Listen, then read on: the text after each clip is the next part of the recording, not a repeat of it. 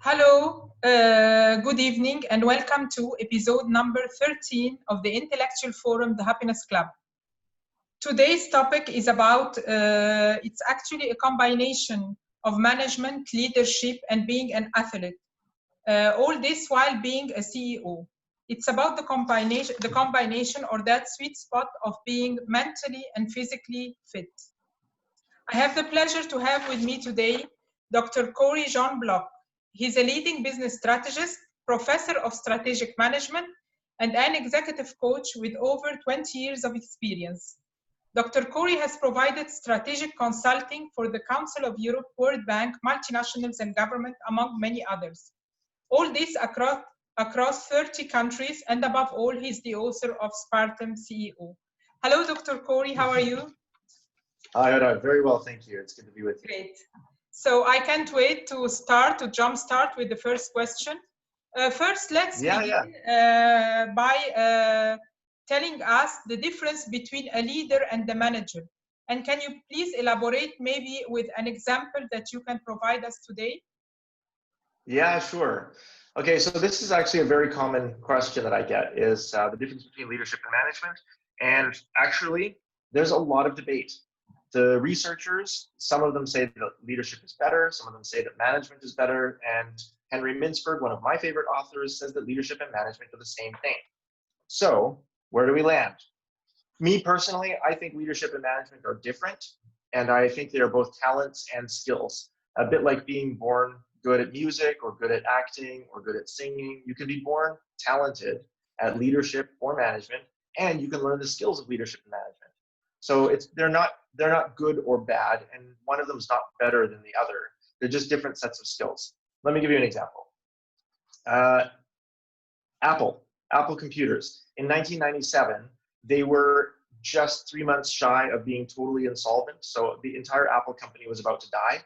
And what happened was they spent $450 million to buy Next Computer Systems and get Steve Jobs back as the interim CEO. The problem was that Steve Jobs had spent the last couple of years of his life designing network computers and network servers that wouldn't be needed for another 5 or 8 years. It would be another 8 years before the network servers that Steve Jobs was designing would be wanted in the market. So instead, they had these computer systems that nobody wanted. They had a leader that had been distracted by something else. They had spent all of their money on those things, and they had no idea how to save the company. And so it was actually Fred Anderson. I don't know if you've heard that name before, but it wasn't Steve Jobs, it was Fred Anderson. He was the CFO of Apple at the time. He was the one that went to Steve Jobs and said, hey, listen, people don't want your network servers. We can't use what you're building. What we need is for you to build something small, consumer-driven, something elegant. Can you build us a beautiful PC? Because that's what the marketing data actually said. And that's when Steve Jobs said, yeah, okay, we can build you a beautiful PC. And the iMac, you remember the bubble butt, colorful plastic computers came out in the late 90s. That was amazing. It was an incredible machine. Like, it was really very elegantly designed. But the idea for that machine didn't come from Steve Jobs. It came from Fred Anderson, who was an incredibly talented manager. Plus, since they had spent all of their capital getting Steve Jobs back and buying an operating system that nobody could use, they needed capital in order to develop the iMac. And again, it was Fred Anderson that negotiated the sale of about a third of Apple stocks to Bill Gates from Microsoft for $150 million. And that sale fueled the production of the iMac that saved the company. So the company went from about $300 million in deficit 1 year to $600 million in profit 2 years later. And that single shift is what turned Apple around. Now, later on, of course, Steve Jobs came up with the iPhone and the iPad and all of these great tools that we all use now. But when it was crunch time, when there was no money and no way forward, it was actually Fred Anderson who was a very talented manager who figured out the actual way forward and was able to steer the company through it. And Steve Jobs, hats off to him, even as a very powerful leader, was able to see past his own leadership and respond well to his talented manager. Now, I define leadership as the stewardship of potential resources and management as the stewardship of existing resources. So really good talented managers will be able to take a great view of exactly what we have now in terms of talent and finances and tools and products and services, our now resources, and use our now resources to their best ability. A good leader will be able to see the organization or the person or the resources in terms of what they could be, and they will steward the resources now as though they are the resources of the future. And that's the difference between a good manager and a good leader.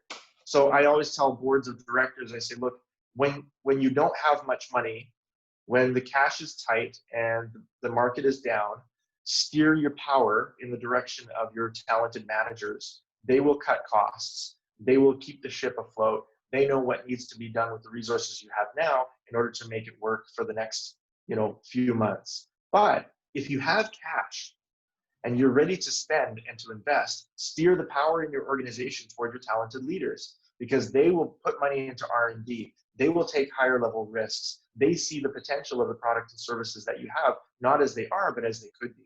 And that's going to get you the disruptive element into your organization that you're looking for. So that's the difference between managers and leaders. It's a talent and a skill, and both of them can be learned. Yes. So I really see now that there is a big difference between management and leadership, because we always used to talk that management and leadership are one thing. But after your example, the Apple story about Anderson and Steve Jobs, I really found out there's a really big difference, and each role can be used in a different time. That's true. Yeah. Can it be combined, that's right. in one person? Can one person be a good management at time of slowdown in economy and be a good leader at times of prosperity? Yes. It yeah, can actually, happen. you can be multi-talented. Absolutely, yeah. Some people can sing and play guitar at the same time. Yeah. Okay. Right? But in It's just our case, we had two talents. different. In this case, we had Anderson, who was a good manager, and we have Steve Jobs, who was a very good leader in time of prosperity. That's true. Yeah. And it's really important to know that Steve Jobs was a terrible manager. Yeah. He was, and he would say the same of himself. He just wasn't that good at it. He was very good at seeing the potential of things and calling the future into existence. But in order for that to work, in order for that style of leadership to work, there has to be a tremendous amount of fuel. There has to be a lot of capital and a lot of resources, both in talent and in finances. Fred Anderson, he would say the same. He would say, look, I'm not inspirational. I'm not like that kind of Steve Jobs leader, but give me a company, give me a ship to run, and I will steer it. It will get from A to B. I will make sure it lands safely. So he was actually a very talented manager, and he would say the same himself, I'm sure. Absolutely. Just I'm saying hi to my audience on Instagram Live. Now let's go to the next question. Dr. Corrie, you consider fitness, health, and well-being. All three are the base or the foundation upon which success is built, whether at a personal level or at organizational level. Would you please explain that more? Yeah, so this comes from the psychological theory of biopsychosocial model. So the biopsychosocial model, which is a very long word, it really just means body, mind, environment.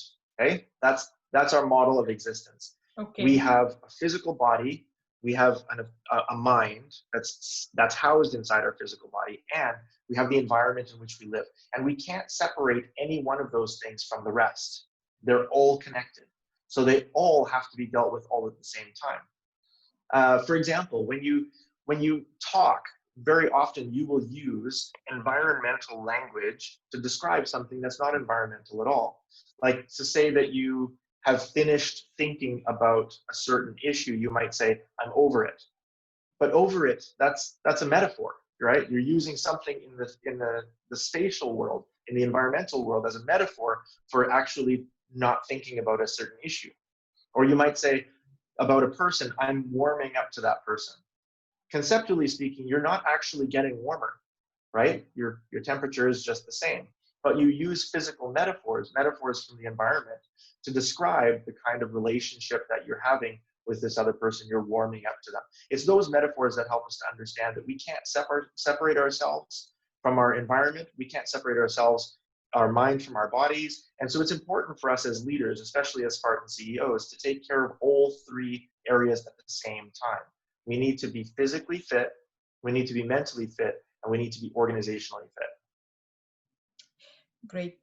Now let's talk a bit about Spartan CEO. And I would like to ask you, what is the story behind Spartan, the race? And please elaborate more on the link to CEO, whether being the CEO of your own life or being the CEO of an organization.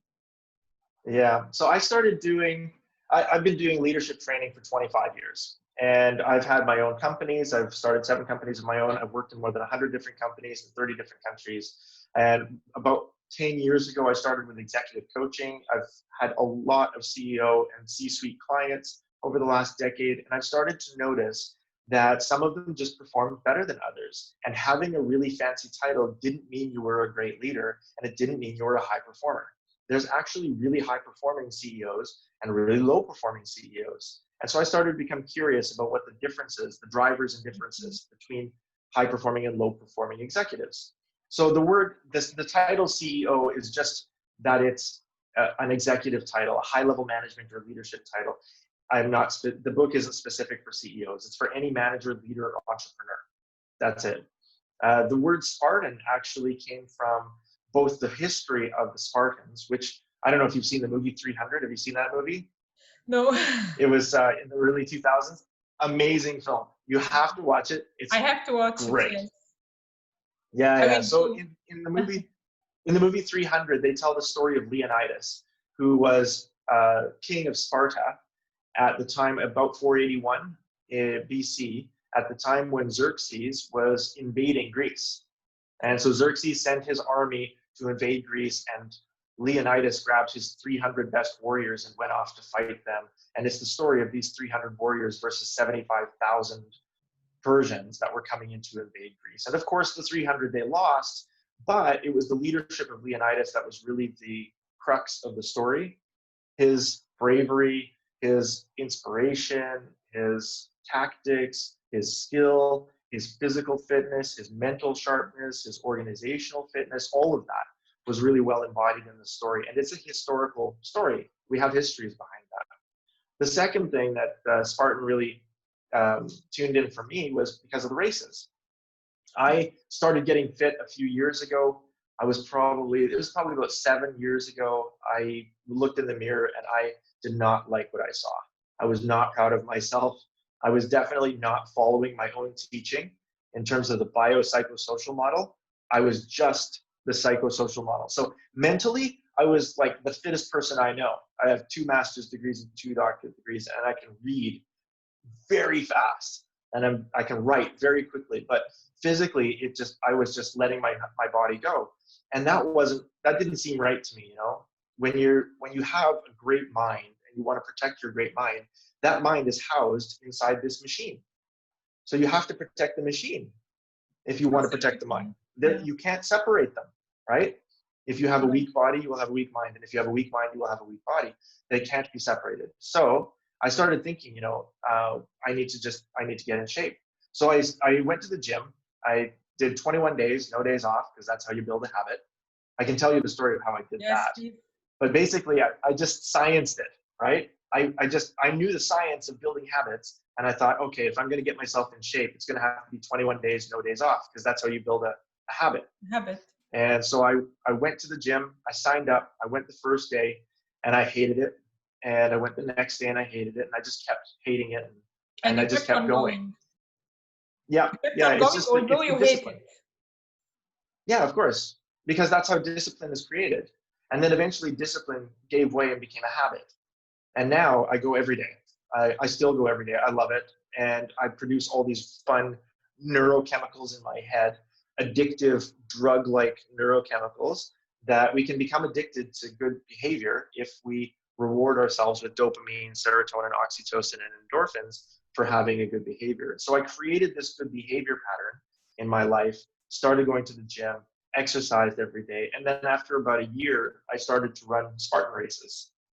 So a friend of mine approached me and said, hey, listen, do you want to come run a Spartan race? At what age, sorry to interrupt you, at what age were you when you did your first Spartan race? I was 41.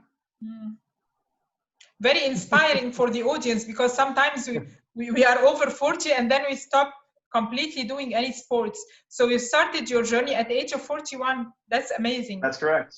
Yeah. Yeah, I started my fitness journey at the age of 41. I started running Spartan races, and basically, like I told my friend, I said, I don't run races. I think it's boring. I don't like running. Okay, first of all, I think it's boring. And he said, no, listen, it's every 500 meters or 600 meters, you're going to have a challenge. You have to swing on a rope or carry a bucket of rocks or jump over a wall or something like that. It's fun. And so I said, okay, fine, I'll do it. So it was 5 kilometers running in soft sand, jumping over walls, carrying big rocks and things like that. And it was really good fun. So I just kept going.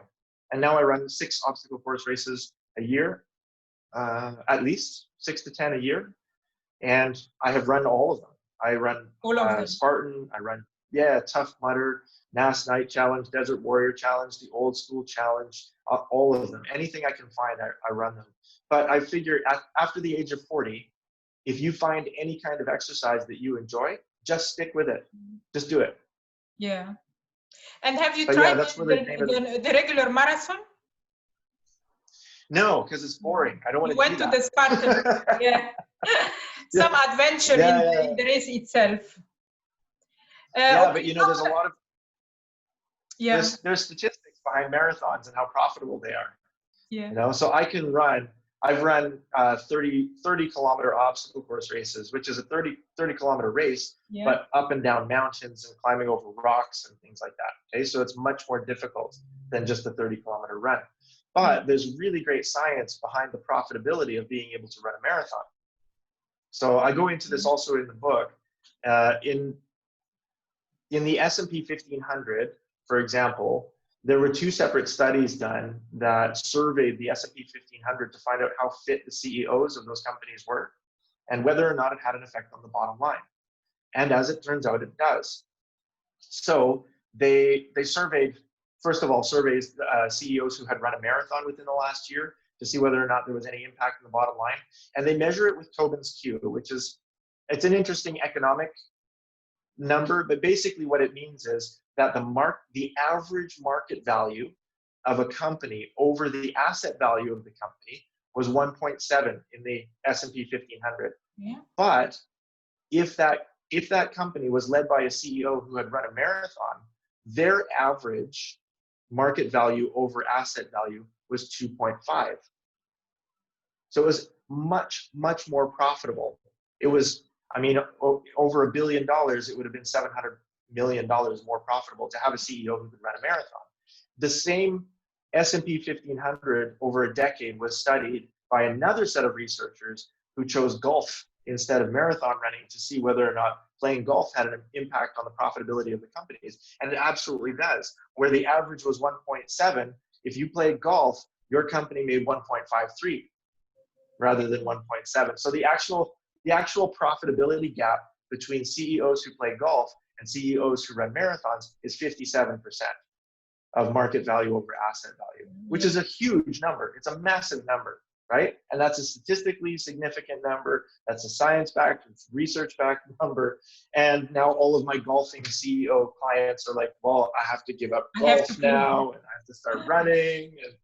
And but there's reasons behind that, obviously. Okay, so both activities take 4 hours, right? Golf takes 4 hours, running a marathon takes 4 hours. So it's not about time. It's not about the investment of time.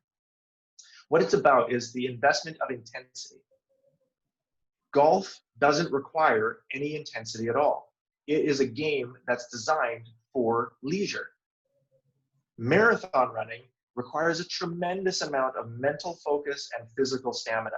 It requires intensity here and intensity here. You can't get through a marathon unless you're really willing to focus, to discipline yourself, and to keep running for 4 straight hours. It's much more intense of an activity than golf is. And so it's not the duration of the event or the duration of the exercise that makes the difference. It's the intensity of the exercise that makes the difference. And those who can run marathons are able to focus for 4 hours on one thing. So imagine how difficult it is to negotiate with them across a boardroom table. Absolutely. right? If you're negotiating with somebody who can sit there for 4 hours and focus on one thing, that is incredible focus. That's incredible discipline. And that's what sets really, really high performing CEOs apart from mediocre or average executives. And it's important for your listener base, it's important for the audience to know that over the last 30 years, the number of CEO positions that have been available on the planet has dropped by 25%. Okay? And it's projected to drop by another 5% over the next 8 years. At the same time, over the same 30 years, CEO compensation has gone up by 960%. So the statistics are that there are fewer executive jobs and they're getting paid much, much more. So if you have any kind of dream of having a high-level job, senior management, executive, C-suite, CEO, if you have any aspiration to get to that level in any industry, you have to train.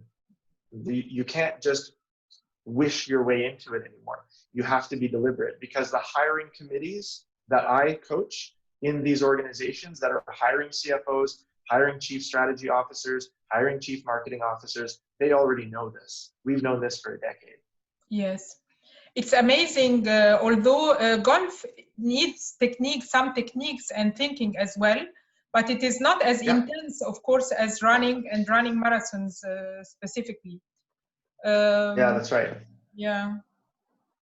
So talking about having a goal like going to the gym, starting a marathon, starting Spartan marathon and race, I mean, what is the goal, in your opinion, that can one make for himself to make it exciting, challenging, and still in a flow state of mind? Whether a goal that you can make for yourself? Whether in business or whether in starting to be fit physically. All right. So making a goal it's an interesting activity, but it's not enough. Okay. Setting a goal doesn't mean you're going to achieve it. You have to, whether it's for fitness or for business, you have to be able to translate that goal into an actual behavior. That is the difference. So very often I will talk to CEOs, and I'm their executive coach, right? So I get into the office, big desk, big man sitting at the desk, and I say, hey, tell me about your 10-year plans. Okay, tell me your goals. And it's very clear. Oh, I want to own a boat. I want to drive this car. I want to live in this country. I want to travel. I want to be the CEO of this company. I want to start my own business. They're very clear on what their goals are.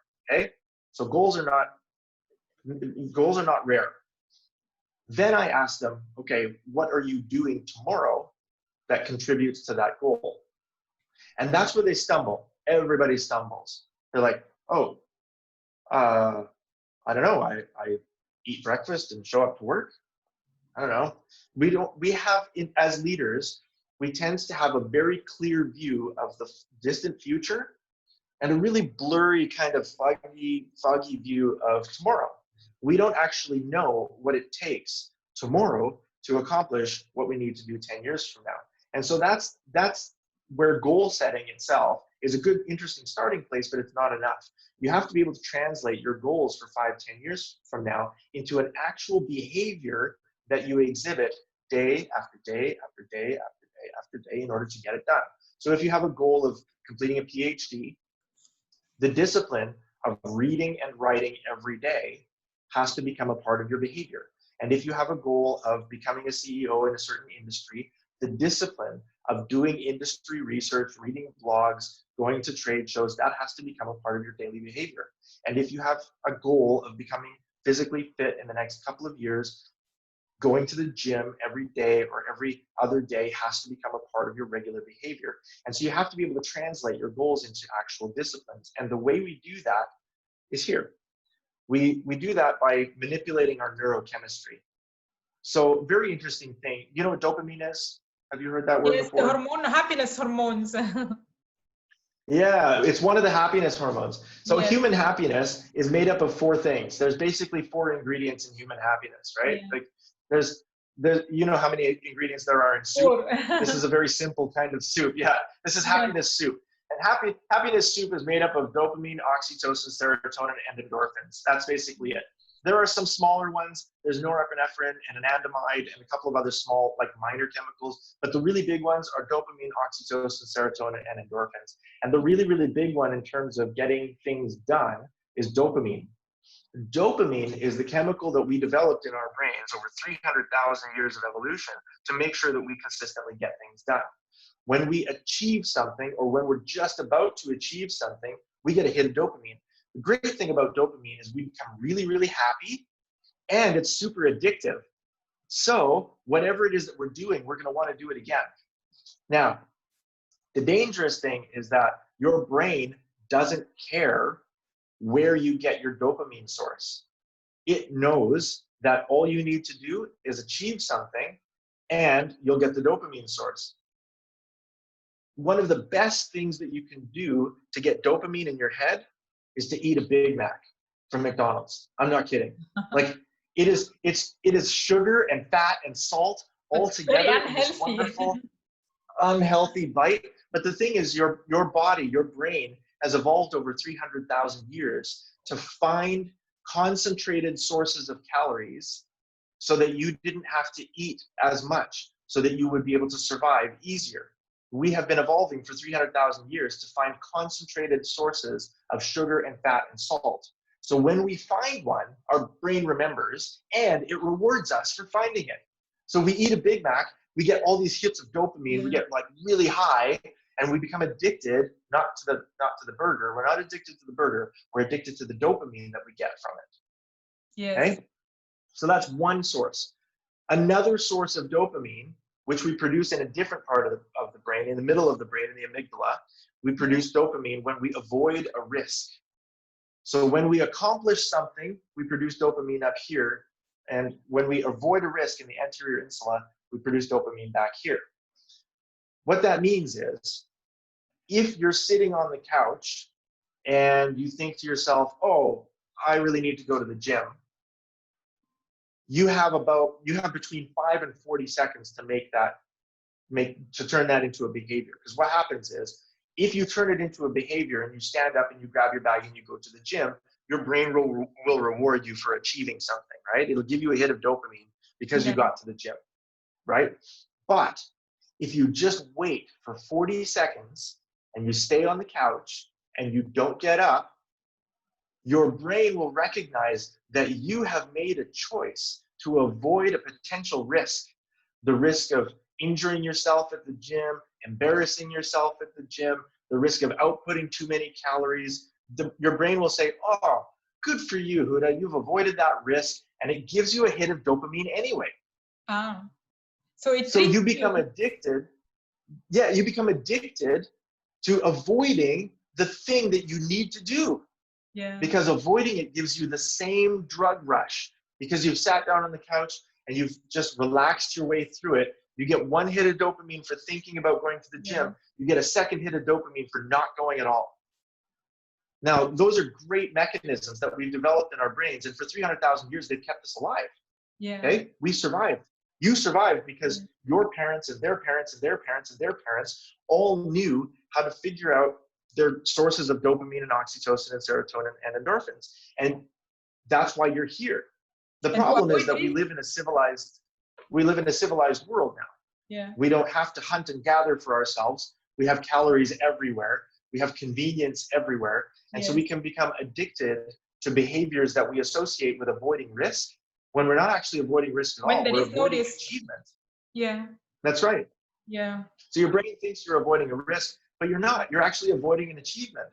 Yeah. So the real act of discipline is the movement of production of dopamine from the anterior insula up to the front of your brain. Yeah. When you're able to do that, to make that shift and produce dopamine up here rather than back here, then you'll achieve more and you become addicted to the behavior of achievement. Yeah. Yeah, I like that explanation and the scientific based information. And let me tell you one thing. Dr. Corrie, does it really matter if a leader is physically fit? I mean, from real life experience, I have seen very successful CEOs and they never hit the gym. Meanwhile, I have seen athletes and people who go to the gym every day, and they're really, it's a really mess. They're not successful at all in leading, managing an organization and being a CEO. So is this supported by science and supported by numbers, by statistics? Would you please elaborate more on this example? Yes, of course. So it is, again, it's the biopsychosocial model. You can't just do one. So like for me, I was mentally very, very fit, but I was physically unfit, right? So you can have CEOs that are very, very sharp up here, but physically they're not fit. And the result is that they're going to be less healthy. They will probably make poorer quality decisions. They will not be able to focus as well, and they won't be able to perform at their best because they're not physically fit. Yeah. You can also have leaders that are very physically fit here, but they're not fit here, right? There's tons of ways to be mentally fat, so to speak, you know, where you have these mental fats in your life where you're not reading, you're not engaging with people that are different than you, you're not building yourself up here mentally. And so as a result, you become fat in your brain. There's the same thing organizationally. If you're not socially strong, if you don't have a strong emotional intelligence, social connectivity, if you're not good with your oxytocin, then you're going to be weak in the social realm or in the organizational realm. And so you can't have strength in just one area. And so those CEOs that you see that are mentally strong and physically not strong, they're missing out on some of their performance. And those CEOs that you see that are physically strong and mentally not strong, they're also missing out on some of their performance. They could be better if they paid attention to all three areas of their life, which is their body, their mind, and their environment. Yeah, so it's as usual a holistic approach. You cannot take one aspect and ignore the other. It should be a balance or a holistic approach, and every aspect is taken into consideration. That's right. In your opinion, Dr. Corrie, how can businesses improve the physical fitness of their employees and change the environment in which they work, and how beneficial to the company or the organization will that be? Yeah, definitely. I think, look, most of the Fortune 500 are investing now in the physical fitness of their staff. They understand there's a bottom line benefit. Physically fit staff simply perform better. They'll last longer, they'll focus better, they sleep better. There's a reciprocal relationship between physical fitness and sleep. So if you exercise well, then you'll sleep good. And if you sleep well, then you'll exercise well, then you'll sleep good, right? So both in duration and in quality, if you're sleeping well, you will exercise well. And if you exercise well, you will sleep well. So sleep and exercise are intrinsically connected. And companies know this, right? So the better their people are, the better they have access to exercise, and the better they have access to good sleep, then the better they'll perform when they're awake. And you don't want to miss out on the benefits of high performance, obviously, right? Because people who aren't physically fit or aren't sleeping well aren't going to perform at their best, which means that you're going to have increased missed opportunity costs. You're going to have lower productivity, lower performance. You're going to have higher level mistakes, more mistakes, and more costly mistakes. And these are all supported, again, by the science on organizational dynamics, is that if you don't pay attention to the fitness level of your employees, then you're definitely going to pay the price on the bottom line. Physically fit employees perform better. Yeah. Yeah, it's true. And I think that when employees will feel that the employer is taking care of the health of the employees, I think they will be more loyal to the company, and they feel they're being taken care of. Maybe they can provide a small gym in the facility or in the organization, or maybe they can pay them like help them pay any membership in a nearby gym or something like that. I think there's lots of organizations that are doing that. Yeah, lots of organizations are doing that, but I want you to think about it in terms of healthcare, right? So healthcare is mandatory. You have to provide healthcare for your employees. Well, it's not just mandatory, it's profitable. Obviously, if your employees are sick and you're able to fix them, then that gets them back to work and you don't have to train a new employee. So making sure that your employees are healthy, that's That's the bottom level of physical fitness, is to fix something that goes wrong when it's broken, to fix the body when it's broken. That is the lowest level of physical fitness, and that's required. It's mandated by the government. Okay, but forward-thinking companies realize that, hey, listen, if our people perform better when they're healthy, then why don't we take a proactive approach to that? And instead of just waiting for their bodies to break down, let's make them stronger. Let's make them faster. Okay? And that kind of approach really has a tremendous bottom line benefit to the organization. Companies make more money when their employees are fitter. And that's why companies very often will invest or at least subsidize gym memberships or put a little gym in the office or something like that. They'll invest in the physical fitness of their employees. Yeah. Because it's profitable. Can you imagine it makes sense. Yeah. Can you imagine that half the time has gone by? I still have many questions. I've prepared A4 page, but I have a question from the audience here that I will ask you again, and I would like you to tell us the answer. He's asking, what do you consider are symptoms of a mental obesity? Because you mentioned mental obesity before. So one of the audience is asking, what are symptoms of a mental obesity? Yeah. Okay, so you'll see these symptoms in leaders in organizations. And if you've seen a leader like this or a CEO like this, then probably you'll understand exactly what I'm saying. For example, a lack of response. If a leader can't be bothered to respond to phone calls, emails, messages, requests for meetings, then that's a sign of mental obesity. They're just not able to keep up with the demands on their time. And that can be a really clear sign that they've become mentally fat, right? They just don't do it. The next one is a lack of market knowledge. If you find that a CEO or a C-suite, and these guys, there's lots of them out there, you would be very surprised to see the actual ignorance level of some of the leaders of our organizations. It's staggering to me. They have no market knowledge at all. And so if you have a C-suite leader that has very little or no market knowledge, then that's a really clear sign that they may be mentally fat. Another one is like a lack of knowledge or understanding of what's going on in the organization. So they won't really, they'll go into a meeting and you'll report to them, oh, we're doing this and this and this and this. They might ask a couple of high-level general questions, but they won't really understand what's happening in the organization because they've lost track, because they're mentally fat. They just can't keep up with the information and the details anymore.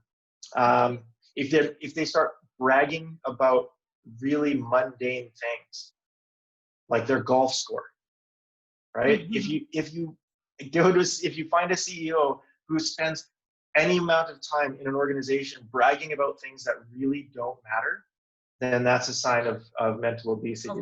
That's a big one. Yes. Yeah. And is there a solution for this?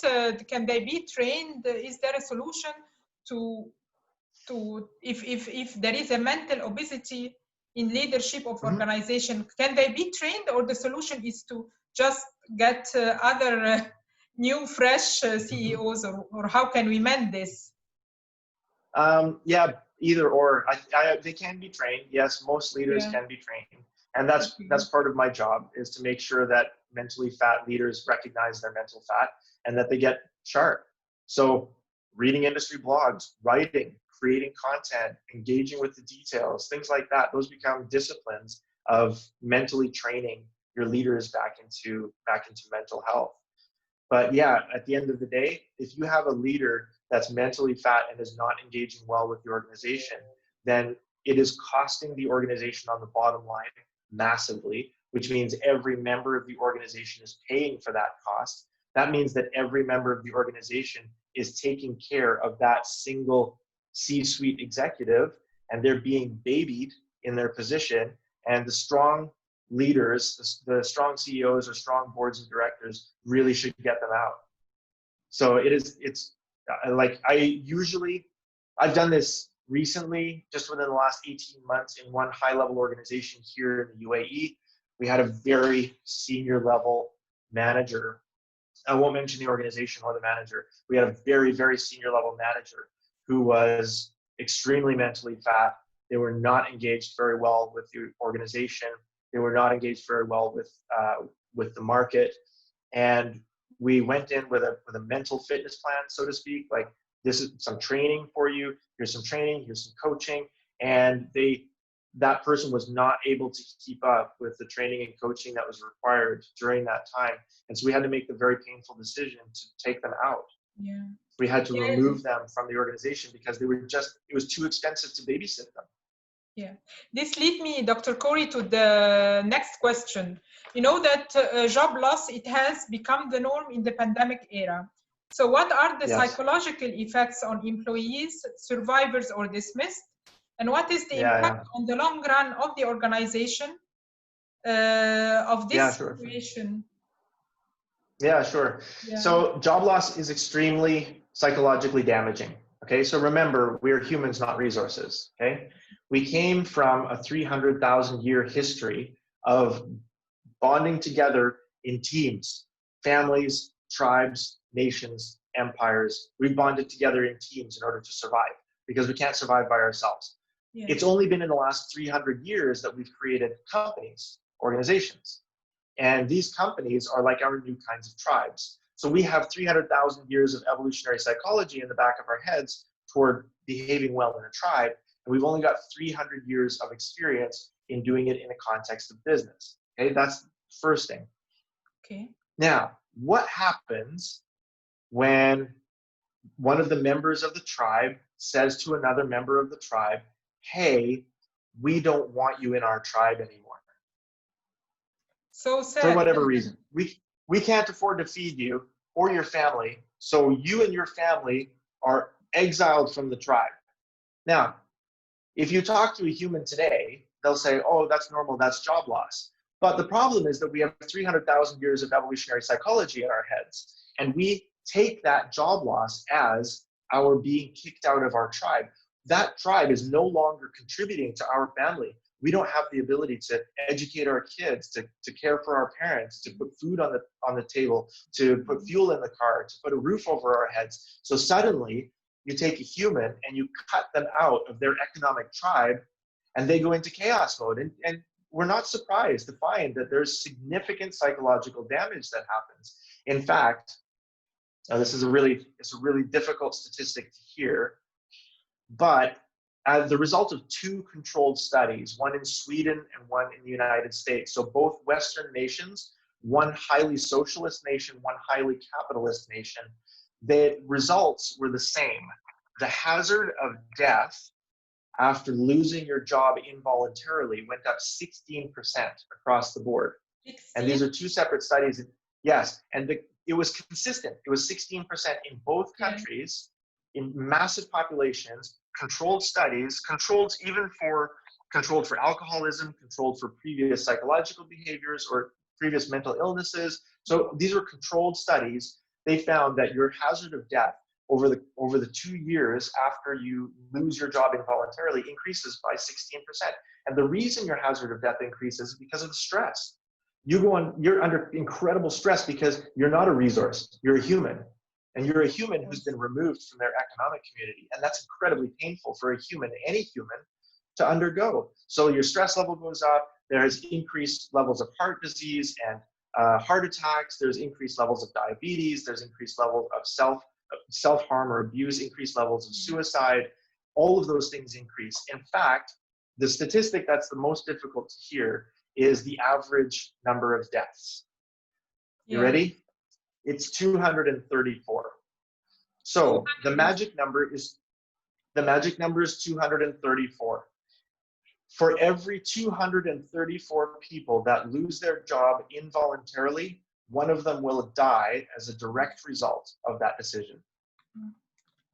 It's so sad. So are there any significant investment needed to save the rest of the organization in case of a necessity to reduce or downsize the workforce in case of force majeure, like our pandemic case today? Is there any needed investment to make the close? So look, I'm not against redundancies. I think there's only two ways. There's only two reasons why you should kick somebody out of their economic tribe. One is if they're stealing from the economic tribe or not performing their duties. So I definitely believe you should lose your job for bad performance, okay? So if your performance is bad, definitely kick them out. They should be participating as a part of the tribe. If they're not participating as a part of the tribe, they should be removed from the tribe. That's fine. The second one is if you need to cut off the arm to save the body. So I don't know if have you seen the movie 127 Hours? I'm very bad at movies. No, it's fine. It's fine. Look, it's another great movie you should watch. So this guy named Aaron Ralston was hiking in the U.S. and he was in these caverns and stuff. And he was hiking and he tripped and dislodged a major rock. And he fell down and the rock fell down and the rock hit against his arm and held his arm against the wall of the cavern. And he stayed there for 127 hours, yelling and screaming, and nobody's coming, and nobody's coming. And now 127 hours has gone by. He's lost a lot of energy. He's dying slowly, and he figures he's going to die. He figures, that's it. Nobody's coming. I'm going to die. So he makes the very painful decision to pull a knife out of his pocket and cut off his arm. Yeah. So this guy, he cut off his own arm and then hiked out in order to save himself. And he did. It worked. He saved himself. But that's the illustration that I use with CEOs when they're talking about redundancies, and especially at a time like this. I say, look, you're talking about the psychological well-being of real humans, right? We take care of them as much as we can.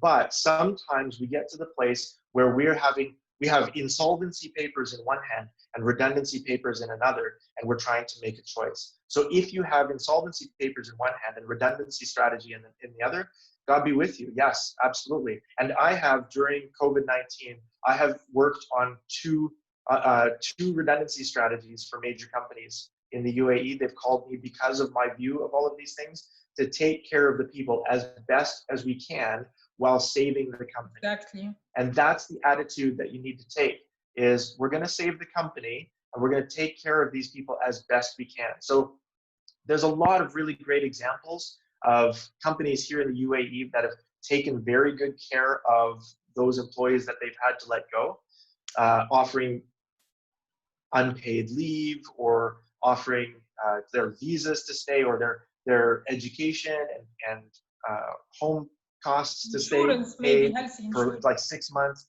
Yeah, insurances, things like that. There's a lot of really great examples of companies that have done this, but there's a lot of really terrible examples of companies here in the UAE who have done a terrible job, who have just notified their people by email. By the way, signed, your HR director, you're no longer a part of your economic community. We're not educating your kids anymore. We're not feeding your family. And that's a horrible way to treat humans. We are not resources. We're humans. And so if a company wants to survive that kind of activity, they really have to invest in communication. You have to communicate well. You have to present the case well. And then in order for the organization to survive after that kind of an activity, you have to take care of the people that are staying in the company too. Okay? Exactly. So picture this. Picture this. You have a group of eight accountants in an accounting pool in a finance department, right? And COVID-19 comes and you realize you can't save them all. So you're going to have to cut 2 of them out. You're going to have to cut 2 of these accountants out. So what actually happens from a psychological standpoint to those 2 humans and to those 6 humans that are left? Well, the 2 humans that get cut out, suddenly they're told that they're no longer a part of their economic community anymore. This community that they've been committing their lives to, half of their life every day, they've been committing to this community, no longer needs them, no longer wants them. So for them, there's that trauma, and every 1 out of 234 of them will die as a direct result of that decision. But what happens to the 6 accountants that stay? Do you think they trust the company now? Of course not. Of course not. No. Now they've learned that the environment in which they work, the economy or the tribe that they've committed their lives to is not safe. It's not safe. How long until they can't educate their kids and take care of their parents and feed their families? Like at any time, any of these people could go. So what happens is in year 1, there's a savings on the bottom line when you cut jobs in order to save capital, right? So there's a net profit gain in year 1, but that net profit gain is eaten up in year 2, 3, and 4 because of the long-term costs to the organization of taking that kind of approach to savings. So what happens is those 6 people, those 6 accountants that stay there, they don't trust the organization anymore. They're disconnected with each other now because, oh my goodness, at any moment, some stranger can come and take one of our community out. You know, these people have been living half of their lives together for how many months or years, and then suddenly you remove members of the community from it, and they don't get a choice. So now the community that they're in is not safe. They don't trust the organization, and they spend 20 to 30% of their time brushing up their CVs, looking at job boards, doing anything other than committing their lives to the organization because they don't trust the organization anymore. Yeah. So the problem is that you have a net profit gain in year 1, but 2, 3, and 4, you lose that gain and much more because the 6 that you have stay in the organization. They don't trust the company, and then they don't behave well when nobody's looking. So when they have the opportunity to slack off, not do anything, when they have information to share that they should be sharing, they don't share it. When they have the opportunity to improve a process or to connect with a client or customer or to bring information up to the senior manager, they don't do it. Why? Because they're disconnected. So it's only those companies that communicate very, very well, that have a very good communication strategy, that survive the 127 hours experience. Yes. Because at the end of that 127 hours, okay, the arm is gone, yes, but the rest of the body is in pain. It's aching. And it takes years to heal that pain, because we're not resources, we are humans, and we will continue to behave like humans. And it's only the evolutionary psychology of organizational behavior that really helps us to understand how those humans are going to behave. Great, absolutely. Also, you are trying to build some loyal employees. You don't want employees who are not loyal to the company. This leads me to the next question. Let's be a bit more joyful. And we leave the COVID-19 case now. Dr. Corrie, how do you define self-confidence? And do you think there is an absolute self-confidence? And how can self-confidence be sometimes a problem, just a problem of perception? Sure. Actually, self-confidence is only a problem of perception. Confidence, first of all, confidence is not a character trait. It's not a talent, okay? Nobody is born confident. That doesn't happen. So if anybody's ever told you, oh yes, I'm a confident person, or if you've ever taken a test online that says, you're super confident, that's a lie. From a psychological standpoint, there's no such thing as confidence as a talent. It's not something you're born with. Confidence is a skill. Built in. Okay? Okay. It is a skill. From the beginning of your life to the end of your life, all human confidence is a skill. And all human confidence is context-based. It's not from one thing to the other. So for example, I do a lot of stage work, right? I'm on stage in front of 1,000 people all at the same time. Now, if I'm public speaking, I'm confident because I've done that before. I've had the experience before. I know what's expected of me, and I can deliver a great keynote message in front of 1,000 people, and I'm confident. But if you put a piano on that same stage and ask me to play piano, do you think I'm going to be confident? Of course not. Same person, same audience, same stage, different context, right? Now the context is music, and I'm terrible at piano. I can't play piano. I haven't practiced. I don't have the skills. And so because I don't have the skills, I don't have the confidence in order to do that. So all human confidence is context-based. You have to build up the confidence by taking risks and gaining experience. That's it. All human confidence comes through risk. If there's no risk of failure, there will be no confidence gained from it. So you take like a baby, for example. At some point, you didn't know how to walk. And as a little baby, you got up and you fell down, and you got up and you fell down, and you took the risk and you fell, and you took the risk and you fell. But then at some point, you took the risk and you succeeded. And that gave you confidence to do it again. And all human confidence is built that way, through taking a calculated risk and succeeding.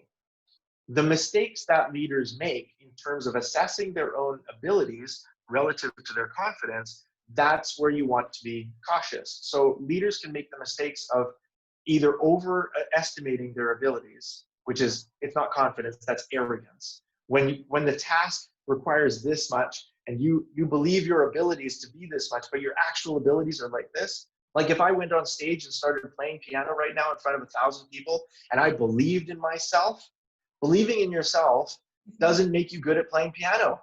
You have to actually have skills.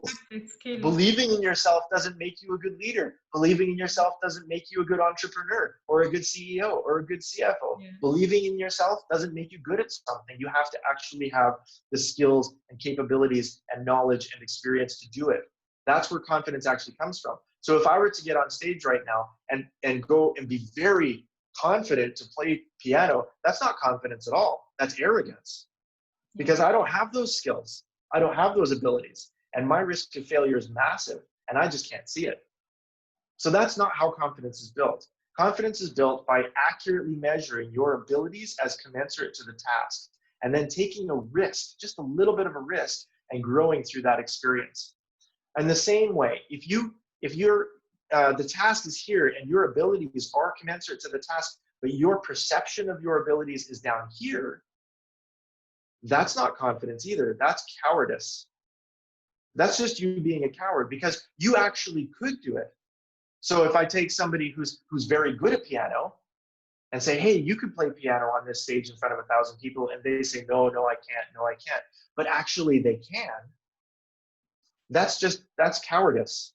And that's another trap that leaders can fall into as well, is they misjudge their abilities as relative to the context, and they misjudge either as having too high of an ability or too low of an ability. And it's really, in terms of building confidence, what you want to do is try to maintain that balance between what the task really requires and what you can actually do. And it's in taking those risks that confidence is built in any context, whether we're talking about starting a business or public speaking or playing piano in front of 1,000 people. All human confidence is built in exactly the same way. There's risk, and then you accomplish it, and then there's risk, and then you accomplish it, and that's it. Now, I tell leaders that if you're not failing at least 10% of the time, then you're not running fast enough. Yeah. Right? Yeah, absolutely. So if you're always... Yes, and here we are talking about motivation versus determination and discipline. Actually, I have more than 7 questions left. I will ask you 4 of the questions, the most important ones. A lot of information you gave us today, very valuable. Thank you very much. Let's jump to one of the questions. Pillar number 5 in your book is very important, and it is very crucial for any CEO, and that is rest. Yeah. What is the importance of rest for anyone, and especially for CEOs, of course? What are the different techniques that you suggest here? Yeah, good. So I talk about 3 different kinds of rest. There's unconscious rest, and then there's 2 kinds of awakened or conscious rest, right? So there's a kind of rest that you can do while you're awake, and there's a kind of rest that you do when you're asleep. When you're asleep, I'll tell you now, you need 7 hours of sleep, not less than 6, not more than 8, generally speaking. The statistics are, the science is that if you sleep an extra hour, it's not really going to add any value to your life. But sleep an hour less, it's definitely going to impact your performance. And if you sleep, for example, this was a study done over 3 million nights of sleep and 30,000 people. So this was Cornell University did this study, and they found that if somebody had less than 6 hours of sleep one night, and they had a 1% decline in performance, and they had another night of less than 6 hours sleep, their performance would decline by 4% for every 1% of decline on the first night. What that translates to is basically at the end of 2 nights of getting less than 6 hours sleep, your performance will go down by 12.1%, and it will last for 6 days, even if you catch up on your sleep in the 3rd night. So if you take an employee, for example, who's making $3,000 a month, and they have a big weekend, and they have 2 nights where they don't sleep as well. Maybe they've got a new baby, maybe they went partying, maybe they just stayed up watching movies or playing video games, but they sleep 5.5 hours. Then they go to work on Sunday morning. The actual cost to the organization is going to be 12.1% of their salary over 6 weeks or over 6 days, plus the missed opportunity costs and the mistake costs that they'll make along the way, because the judgment won't be as good. So there's a huge bottom line benefit to making sure that your people are sleeping well. As a matter of fact, one of the things that I recommend to boards of directors is to reward high-level executives for wearing a sleep monitor and making their sleep data available to the organization. Because if an executive is protecting 7 hours of sleep on average every night, and they're never ever getting less than one night of sub 6 hours sleep, then on the bottom line, it's worth 12.1% of that person's salary, plus all of the opportunity benefits that they've made along the way. So there's a real bottom line benefit to sleep, but that's not the only way that you can rest. So rest, there's two forms of awakened rest that I deal with in my book. One of them is mindfulness, and the other one is flow. So mindfulness is a kind of awakened state of rest where you're concentrated and focusing and very present and very aware, but you're not asleep. And what it does is it lowers the brain state from beta down into the alpha and close to the theta range, which is around the 8 hertz operating gear, right? Your brain has 5 major gears. There's gamma, which is like a hyper-focused state of concentration. There's beta, which is what we are in now. This is our normal operating frequency. There's alpha when you're watching TV and you're relaxed listening to music. There's theta, which is your dream state when you just falling asleep or just waking up. And then there's delta at the bottom, which is your healing state. So when your body is healing, when it's totally asleep, that's delta. But basically, we're operating at beta most of the time.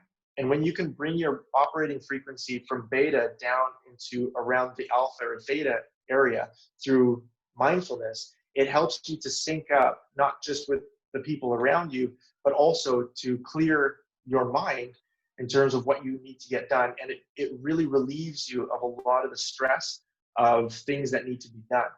So also when you get through mindfulness into a place where you're right at that 8 hertz level, and you're operating at that level just above dreaming and really at a relaxed state, you can slip into what's called flow.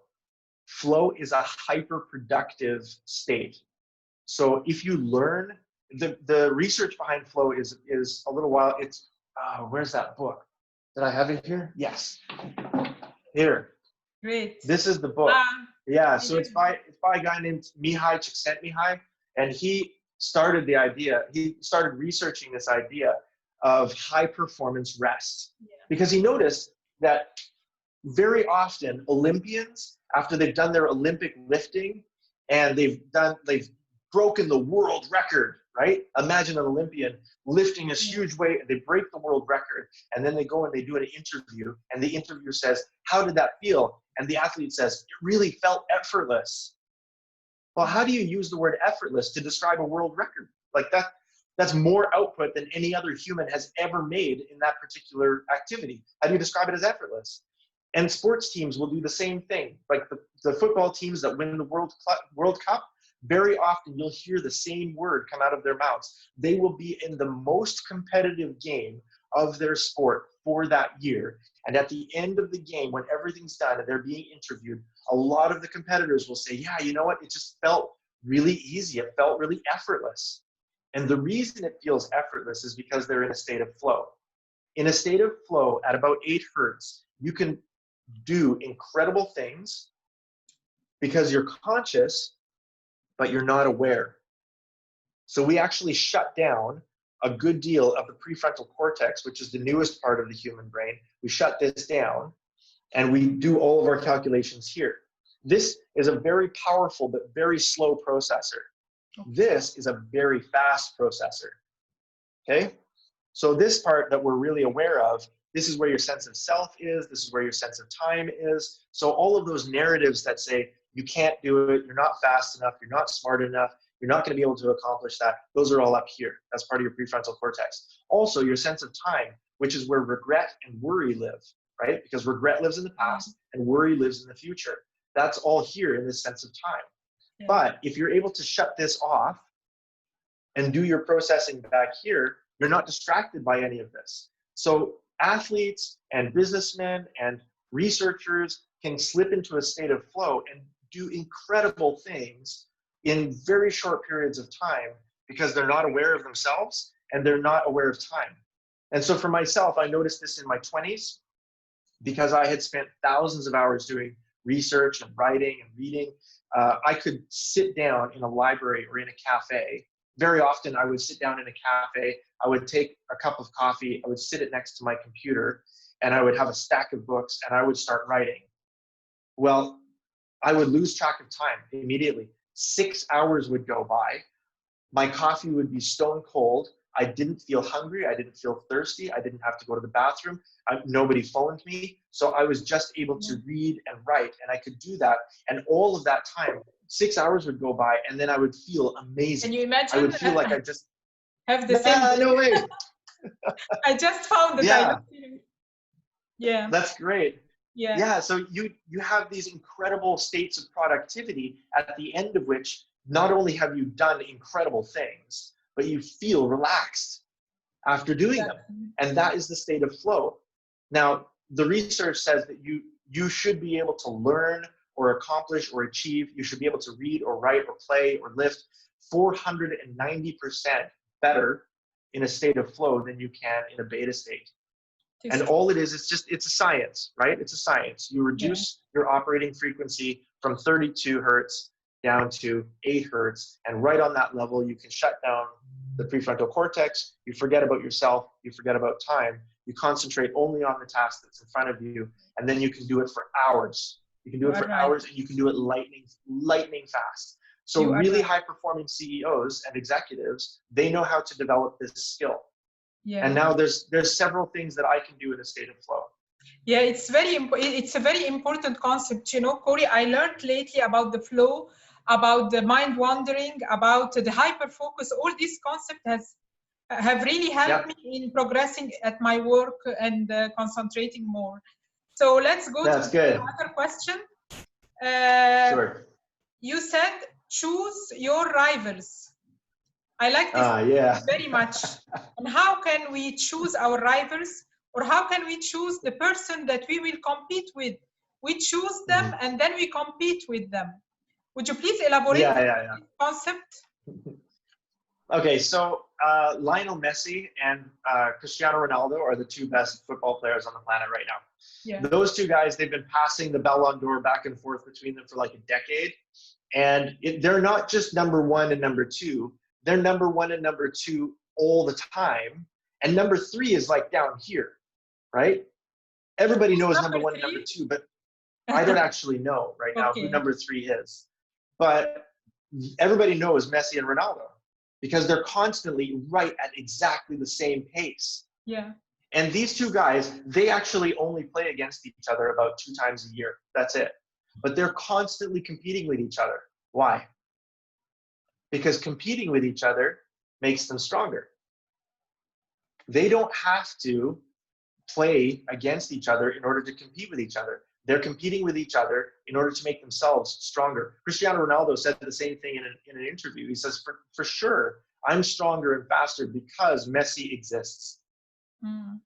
I wouldn't be as strong as I am or as fast as I am if Messi wasn't on the field in some other country on the other side of the world. And that's how it is with choosing your competitors. Really top performing executives and CEOs, we choose our competitors not to win. We choose our competitors so that we get stronger by competing with them. Apple did the same thing. Microsoft did the same thing. So remember the story I told you at the beginning of this session, right? In 1997, where Microsoft bought a third of Apple for about 150 million US dollars. Yeah. Why would Bill Gates do that? They were rivals. Bill Gates had his foot on the neck of his biggest rivals, Apple, in the world, and he was ready to crush them, and they were just a month or two away from being totally insolvent, and they would have been dead, and he would have no competitors. So why would he invest 150 million US dollars in keeping his only major competitor alive? No. Why would he do that? For the same reason you said, it because choose your rival. Exactly. Because having Apple on the planet makes Microsoft sharper and faster and stronger. You are right. That is why he did it. And he says the same thing. The world, actually, it was the front cover of a Time magazine. Oh, I can't remember which month it was. I think it was in August 1997. The Time magazine front cover is Steve Jobs with a phone in his hand saying, "Thank you, Bill, the world is a better place. And it's true. We all benefited from the rivalry between Apple and Microsoft. We have these great toys that we get to play with every single day because Apple and Microsoft were battling each other. But if Microsoft wasn't there, or if Apple wasn't there, we wouldn't have the same tools and toys, because that competition made both of them stronger. In the same way that competition between Messi and Ronaldo makes both of them stronger. So we can curate, we can choose our rivals based on the jobs they have, or the kind of character they have, or the talent that they have, or the skills that they have, or their level of education. They don't even have to know you exist, okay? But if you choose a rival that has a kind of quality or character or position or influence that you want, and you compete against them, not for the sake of beating them, but for the sake of your own self-development, you will be stronger and faster because of it. Because we have 300,000 years of competition driving our brains. And if you learn to tap into that, you'll be stronger because of it. Yeah. Yeah, very important concept is to choose your rival. And even if you are not seen now, but you will be seen in the future. You will be seen when you are competent. So I will choose two other questions because we are running out of time. Since we are in the Happiness Club or the Happiness Forum, what do you mean by a happiness KPI, and how to measure your own performance review? Yeah, happiness KPI, I think organizationally speaking, it's very important to measure the engagement and happiness of your employees. And happy employees perform better, not just a little bit better. It's 17% more productive and 21% more profitable, if I remember the when they are happy. Correctly. When they are happy. Yep. Yeah. Yep. Yeah, because what happens is their behavior changes when nobody's looking, and that's where the margin of your company is. The margin of your company isn't made when people are being managed. Nobody can be managed all of the time. As a matter of fact, we can't even manage people 95% of the time. Most of the time, people are just doing whatever they do, and happy employees behave better when nobody's looking. Okay, so if your employees are happy in their jobs, happy with the people that they work with, and engaged in their work, then they will do better work, better quality of work. The number of mistakes goes down, the number of incidents goes down. They will actually work for 7.5 more months in their job tenure. They will take 2 less leave days every year. They will work an extra hour every week, and that all adds up, right? An extra hour every week is an extra week a year. So that all adds up to profitability bonuses or profitability benefits at the end of the year for you as an employer, if your employees are happy and engaged in their jobs. And by the way, Gallup did this amazing study that the results came out just in 2019, so just last year. It's very new. They did a study of 300,000 business units over 20 years, and they found that 70% of the variance on employee satisfaction or employee engagement is down to one single relationship. It is the relationship between an employee and their line manager. That's it.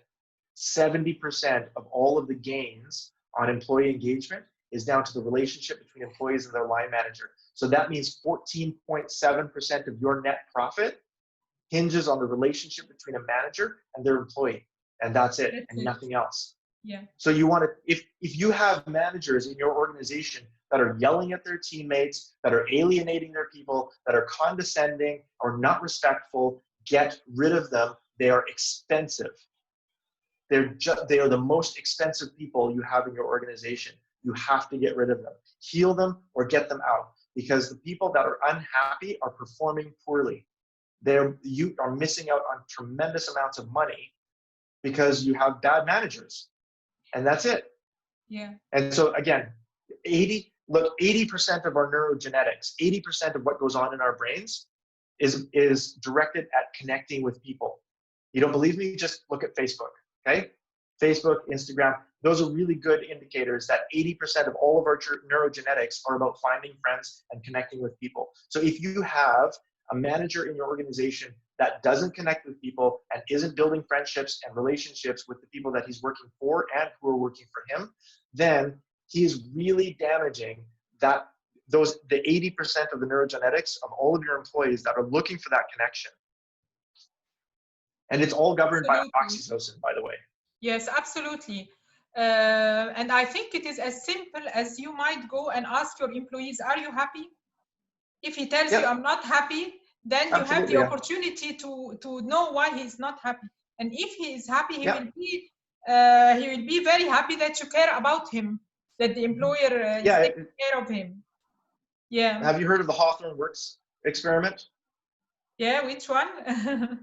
The Hawthorne Works experiment. So in 1936, in the Hawthorne factory in the United States, they were trying to figure out how to make people working on a production line more productive. So they changed the temperature in the factory. They made it warmer. They made it cooler. Then they asked people what they wanted. Then they changed the light. They made the light brighter. And they made it dimmer. And then they asked people what they preferred. And then they changed the heights of the chairs, made them higher, made them lower, changed little things, right? And they asked people what made the difference. And the productivity of the people in the Hawthorne factory went up. It did. It went right up. Do you know what made the difference? This is the environment. You are talking about the environment in general. Mm-hmm. They are changing the environment. Huda, nothing mattered. It didn't matter. The temperature in the room, the amount of light in the factory, the height of the chairs did not matter at all. What mattered was that somebody asked them. That was it. So it was a wonderful psychological experiment with a very unanticipated outcome. The fact is that people will perform better if you care about them. That's it. You don't have to change their environment at all. You just have to care about them, and they will perform better. And that's called, that's from the Hawthorne Works experiments. And that's called the Hawthorne effect. In HR studies or in organizational psychology studies, we call that the Hawthorne effect. Yeah, amazing results. And people want to feel they're being taken care of. You see, I now skipped like 5 questions, but I will choose one question to wrap up with. And as concluding thoughts, what are your best 3 tips you can offer to the audience today? My best 3 tips: don't wing it. As a concluding thought. Yeah, as a concluding thought, don't follow me, follow the science. Okay? So all of this science is available. You can get it from me. You can do the research yourself. It's fine. You can read the book. If you don't want to read a book, I have master classes online. You can take the master classes. Can you show us basically the book? I've made. You have. Yeah. Great. That's SPARTAN CEO. Where can we have it? From Amazon.com? It's available on Amazon? Yeah, Amazon. It's available on Amazon. It's available on my website. It's available on Future Self Academy. Just got listed this week. And a lot of people are picking it up because the information is, it is a very easy book to read, right? What is your website? But also the information is solid. Yeah, and you can find it on my website, drcorrieblock.com. Okay. And I have my own learning academy. So actually there was too much information to fit in the book. So if you like reading books, read the book. That's fine. If you want to learn more, if you actually want to be a Spartan CEO, or if you want to actually compete for one of those super lucrative positions that I was telling you about, then take the master classes, because those are the secrets that I've been teaching to CEOs for the last decade. And now they're available to everybody, and you don't have to pay ridiculous fees in order to get me to come to your office and teach you. You can learn them all by yourself in the comfort of your home. So I would say definitely do not follow the science. Number 1, yes, follow the science, right? Number 2, confidence is a skill. So I know this is something that most people struggle with. Understand that confidence is not a talent. Just like I said before, it is not something you're born with. It's something you become good at. So you can learn the skill of confidence. Please do not be duped into believing that confidence is something that you're just born with or born without. It's not true at all. All human confidence is a skill, and it's all contextual based. And number 3 is to connect really well with people around you. A lot of mental health can be solved if we respect the 80% of our neurogenetics that are tuned into connecting behavior.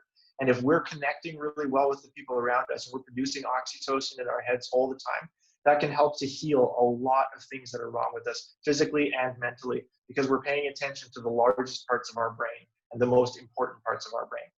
So make sure you're connecting really well with the people around you. Thank you very much, Dr. Corrie. It was really amazing connecting with you today. We had so many valuable information. Thank you for the book, but I need a signature from you on the book. And we took a lot of time, but it was very valuable and very informative. I received many messages like very inspiring topic, and one is writing in German. I don't speak, I'm not good at German, so I will not be able to read it. Thank you very much. Thanks again, and have a great day. It's my pleasure. Thank you. Thank you. Bye. Bye.